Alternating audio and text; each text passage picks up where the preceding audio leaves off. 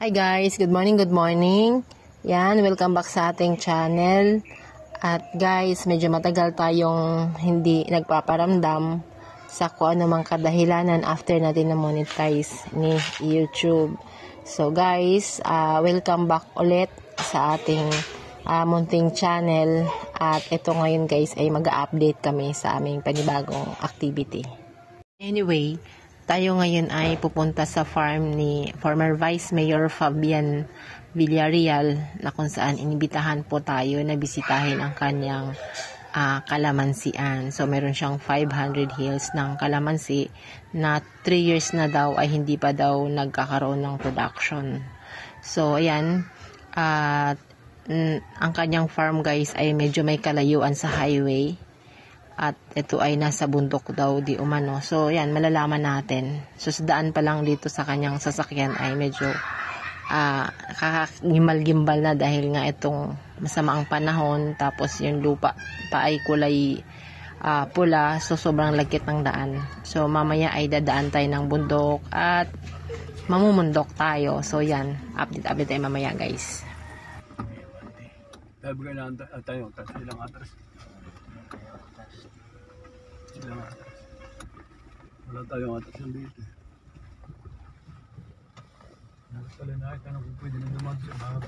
Ayan po, ito pong aming binabaybay na daan. Kung napansin niyo guys, ay sobrang lagkit. Sobrang dikit ng lupa.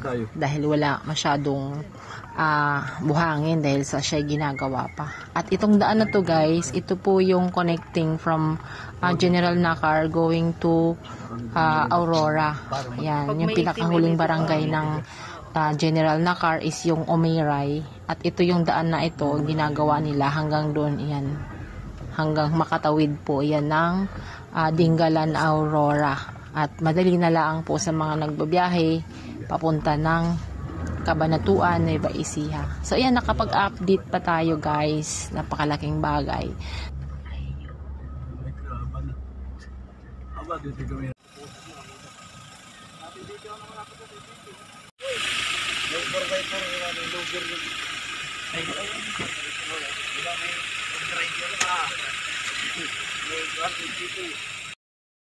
Ito na guys, simula na natin paglalakad.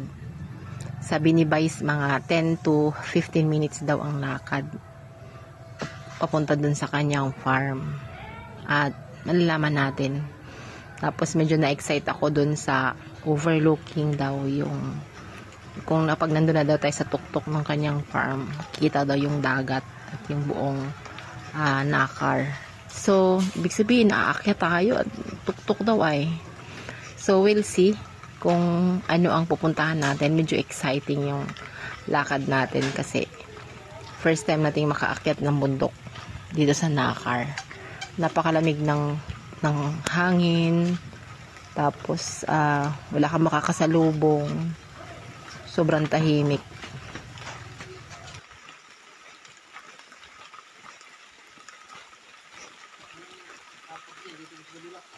Nabasa ka?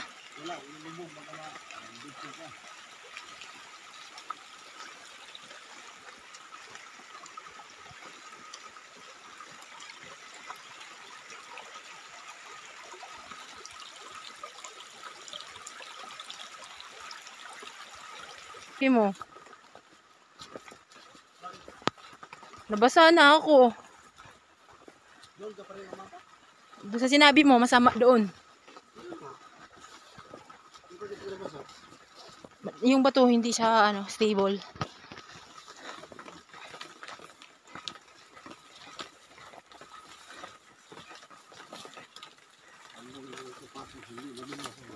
Sa akin, oo. Okay.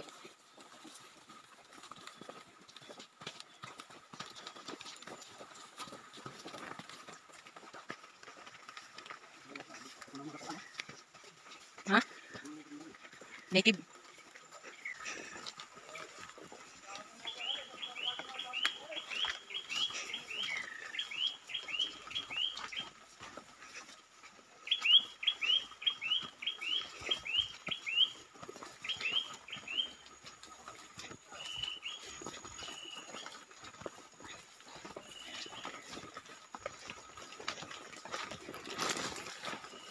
Ang saging, madulas yan.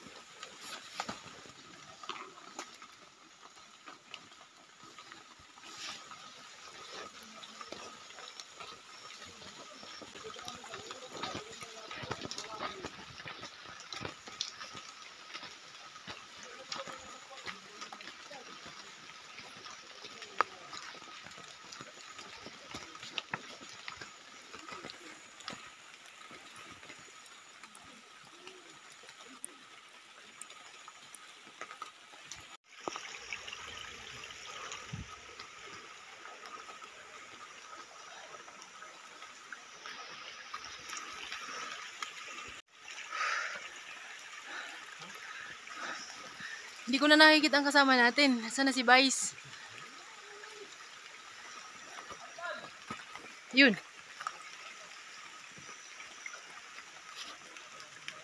Wow. This is it. Sobrang lupit.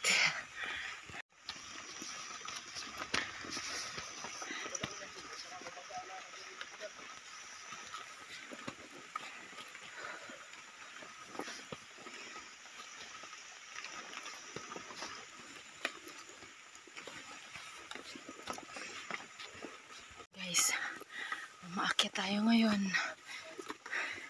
Papunta dun sa farm ni Vice. Ay. Sabi niya 10 to 15 minutes lang daw. But ayan guys, na nadaanan namin. Oh. God.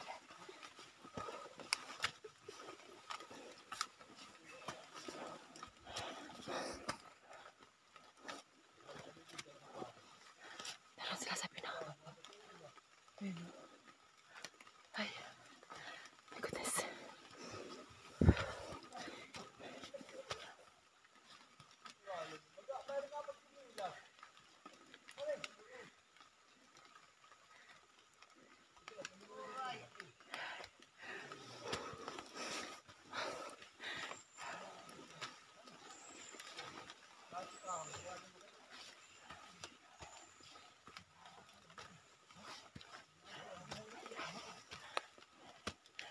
Ang malupit pa niyan guys, yung PWD nauna pa sa amin. Nasa tuktok na siya. Ito guys. Tapos may senior pa kami kasama, si Vice. Yan guys, oh.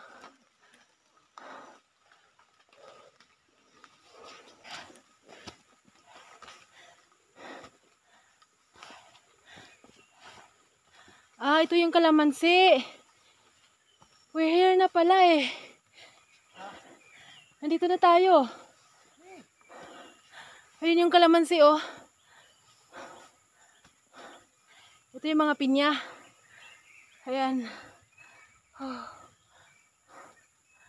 Oh my God. Okay. Isang pahingahan lang to. At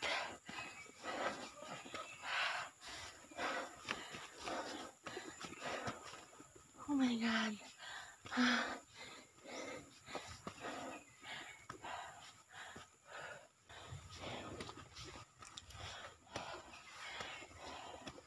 Gandahan lang. Nakakarating din.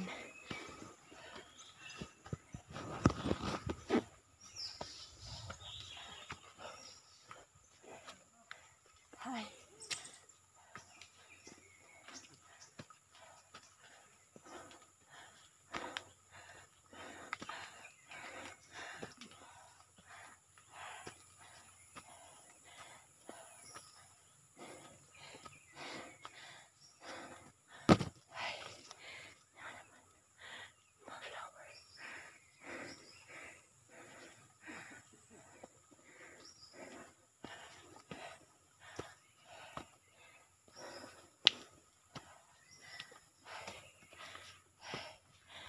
sa application nito, pa-flashing ito siya, maglagay. Habang nakatapos siya, pa-flashing siya. Lalaki itong base nito. Aabot tayo sa target nito ng mga sunod na taon, makikita mo ito. Ito yung lalaki.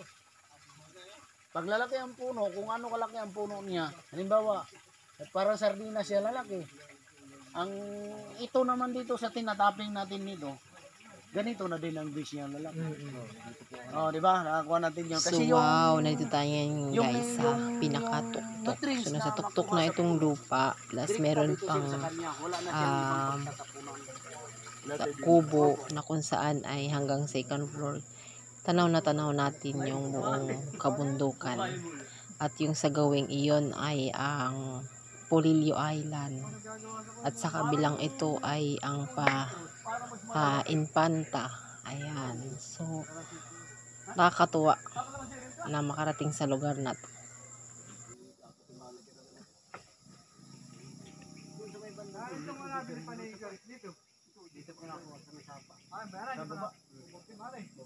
Sa lulo pala. Ay simula laan doon na papagana una.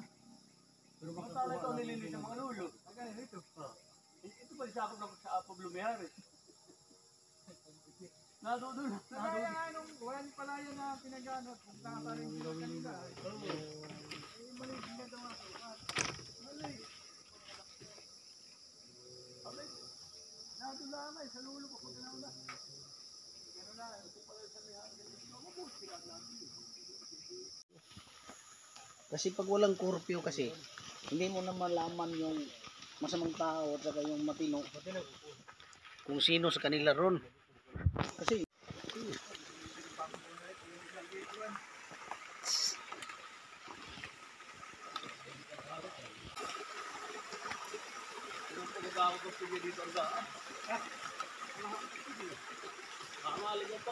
So, ito na yun guys. At pauwi na kami.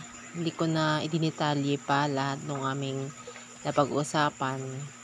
At para hindi po tayo ma-restrict ni YT on YouTube. Ayan. So, ayan guys. Ay naka-schedule kaming bumalik by second week of October. At flowering stage na at that time ang kalamansi. At nagbigay na rin po tayo ng instruction kay kuya, yung farm worker o job order kung ano yung mga schedule ng gagawin niya sa pagdidilig at pag-proning. So antabayanan po natin yung mga susunod na activity dito. At ito po'y kakaiba ngayon guys at tayo umakyat ng bukid. O diba? So, ano ito? Malaking bagay at tayo'y nakapagpakita na sa inyo. Ako pa naman yung nauna.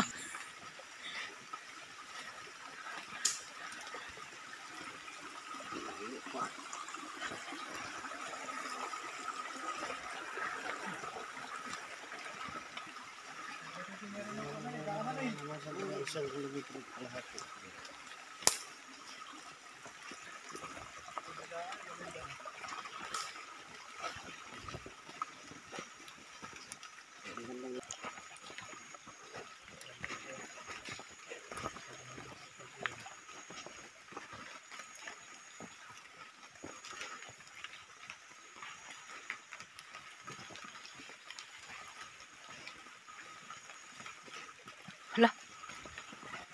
Liliko tayo dito, han eh.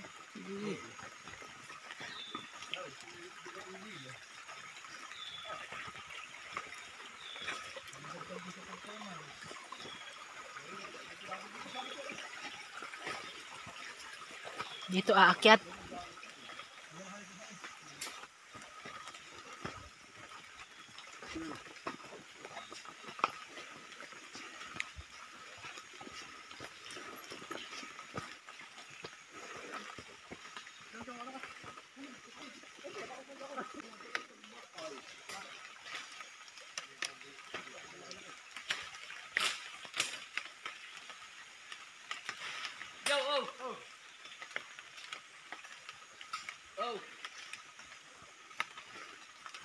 Ay, may ubod oh. Masarap yan. Yan oh.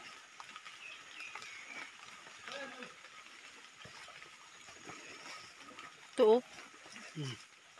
Bagakay man ito. Ang tupod talaga. So ayan guys, ay pauwi na kami.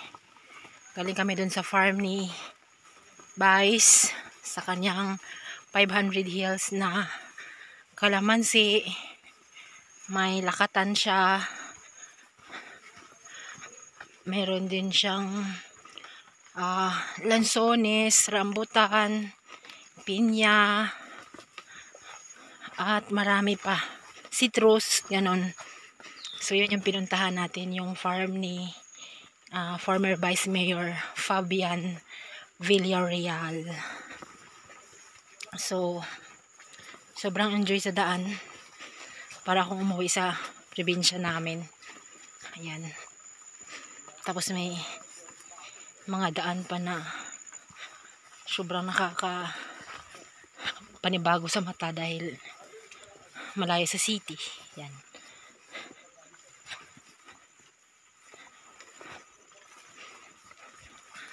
Yung ulam namin kanina ay kabute. 2 kilometers siguro ang distance So from highway doon sa sa area. site is about 1 kilometer 2. or 2 more or less. Ganon. Daan pa naman. May mga Forest talaga. Forest mountain. Yan. Skyline pigeon. From Ricky Brown. Shout out sa mga followers na matagal na naghintay sa upload natin. So, may tinatrabaho naman tayo guys. Pagbabalik ni Ricky Brown. Yan ang pinakamagandang balita para sa inyo, mga followers, mga subscribers.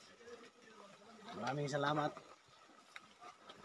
Nandito na si Ricky Brown ng matagal lang hinihintay.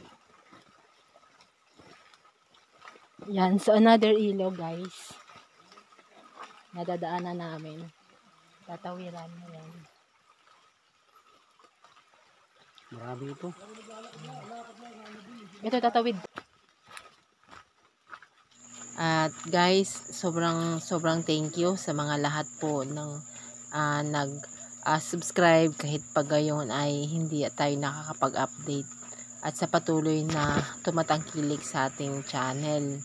At ito guys, na monetize na tayo, at doon naman tayo nagkaroon ng maraming pag-iingat kasi doon na tayo ni-restrict na huwag mag-upload ng mga ganito ganyan. So ayan guys, medyo umiiba yung ating uploading sa ngayon, pero gumagawa tayo ng paraan na ma-emphasize po natin yung pinaka-purpose natin dito. So thank you so much guys sa mga nagtiwala, sa mga natutuwa sa amin, sa aming munting kakayanan. At hanggang dito lang guys, at hanggang sa susunod. Dalawa. Mabilis maglakad ng dalawa. Mga sanay. Tapos uwi na kami. Parating namin dun, hindi na ako na-enjoy yung lugar.